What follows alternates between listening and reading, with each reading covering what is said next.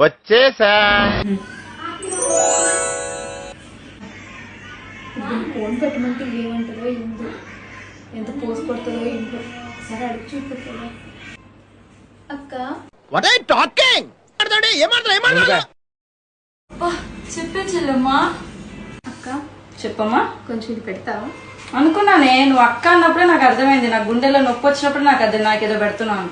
సరే పెడతా, తీస్తా. నాలో టాలెంట్ మొత్తం బయటికి తీస్తా. నువ్వు కానీ వామ్మో, ఇదేంద్ర టాలెంట్ ఉంటుంది. నేనైతే జస్ట్ ఫోన్ పెట్టించుకుందామని వస్తాను. కొంప తీసి నా మీద నీకు జలస్ రా.